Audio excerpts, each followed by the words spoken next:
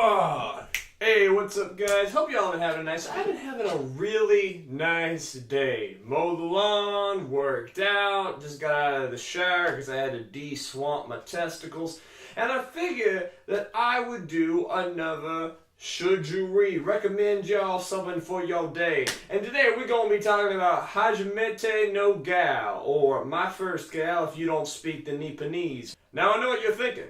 Why? You began this series with one of the great American novels. Why are you talking about some Japanese comic? Well, honestly, I read it on a whim and I figured I might as well get something out of it. So, My First Gal is a manga. It's got about 30 chapters out. You can get through all of it in an hour, probably.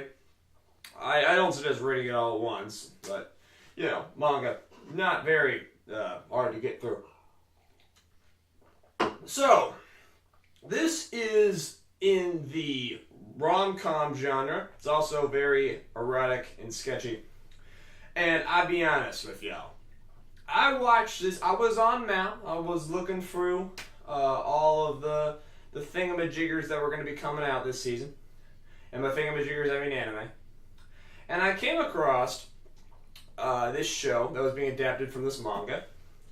And purely read it just because of this character design. Look at this character design. It's like you got the jacket and the skirt, beautiful color balance there, very high detail on the hair and the accessories. I love it, I love it, I love it, I love it. A lot of talent went into that character design, and of course, you know, main guy is just some teenager because, you know, that's the way manga works. Anyway, so this is a rom-com. We have two main characters. We have Yunichi, who is a 14, I guess, alright, he's a freshman in high school. And, you know, he is a virginal loser, and he wants to get a girlfriend, and he wants to lose his virginity. He is obsessed with it. I mean, I assume that that's kind of normal. I mean, I guess most people can relate to this character. Let's see, I don't know. I spent my freshman year of high school mostly dicking around, watching a lot of CSI Miami, and getting extremely good at ballroom dancing. Although there was a girl or two here and there, but that never turned out well. So anyway, Yunichi wants to get a girlfriend, and his bros are like, yo, that hot chick over there, why don't you ask her out, bruh? And he's like, nah, man, I can't do what I dare you to do it. He's like, alright, I ain't gonna be no loser.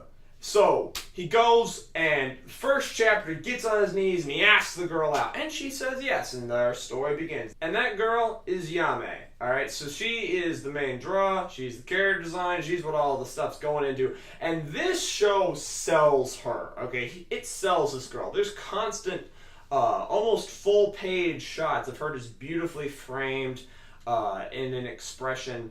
They really sell this girl. It's probably one of the high points of the art, which is mostly standard other than that.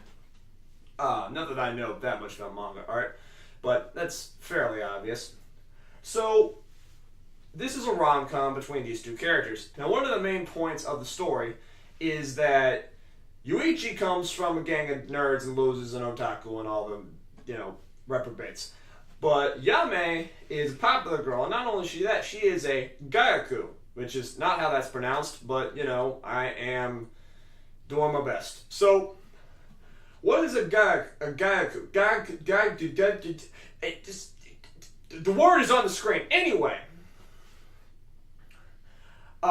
so a gyaku is that thing is a, well, it's like, it's a Japanese stereotype, essentially, of a girl, generally somewhat slutty.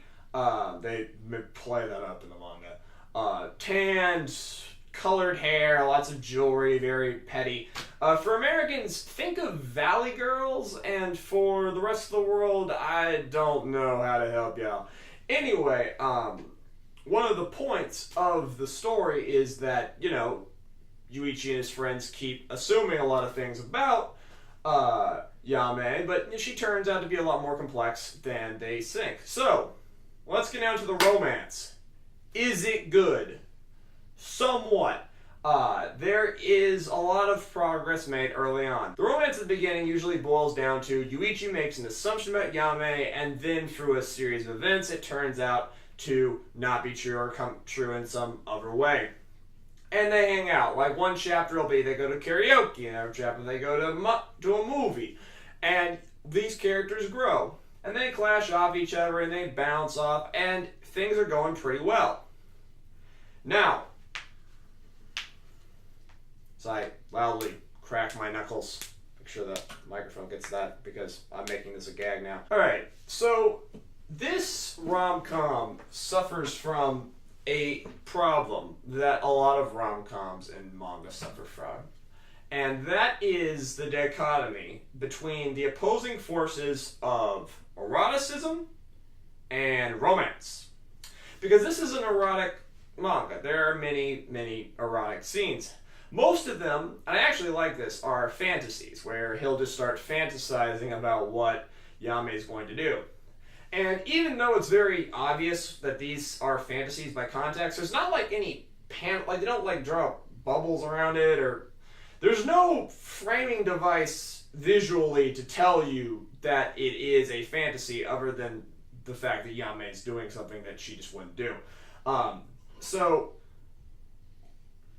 I actually like that because it makes it a little more diegetic. I like the technique of, showing off a girl by having it framed as the main character, like actually checking her out. Good example of that was in episode 1 of Gurren Lagann, where the camera pans over Yoko's body because, Simone's giving her the... Yeah. Yame is the source of a lot of the erotic content. So all of the time put into erotic content is time that cannot be spent furthering the romance. Now in masterful productions, you can use erotic content to further a romance. A great example of that is episode 9 of Chivalry of the Failed Knight. But this production isn't really good enough to do that most of the time.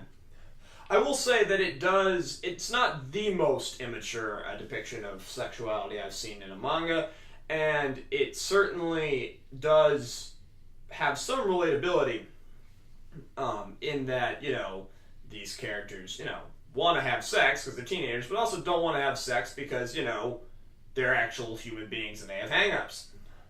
So, there is some, especially in the beginning, very solid progress in the romance. We get a kiss, we get some flirting, we get their serious relationship.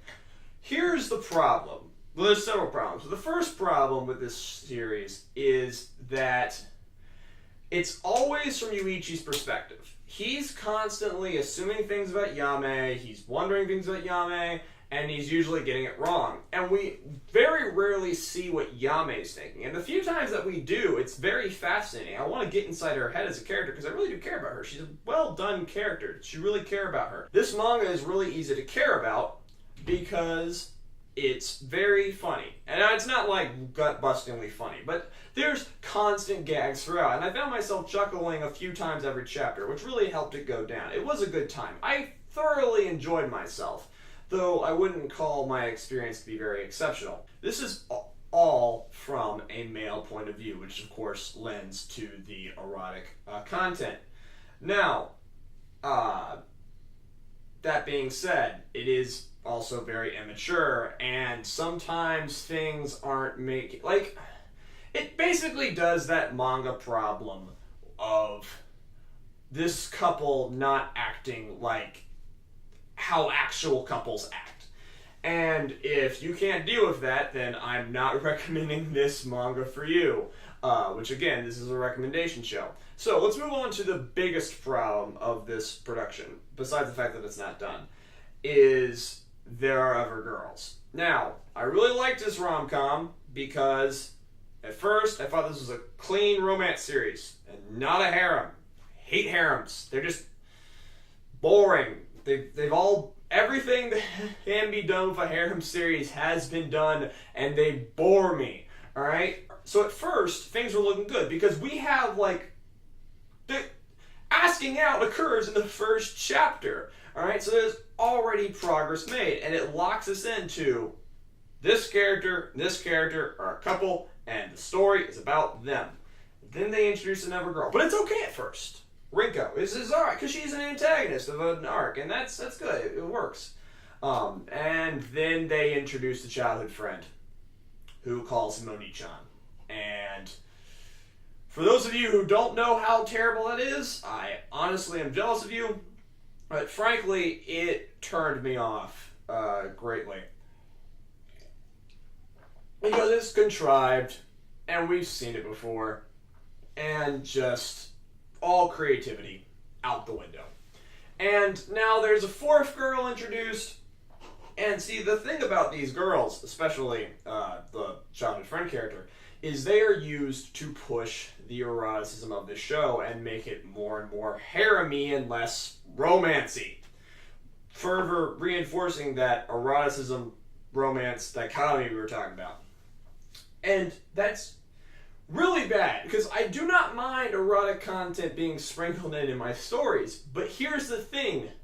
If you're a romance manga, you shouldn't be focusing and devoting entire chapters to arousing the audience. Because I'm not here to be aroused. If I was here trying to be aroused, I wouldn't be reading this. I would be watching porn. Okay? That's the honest conclusion.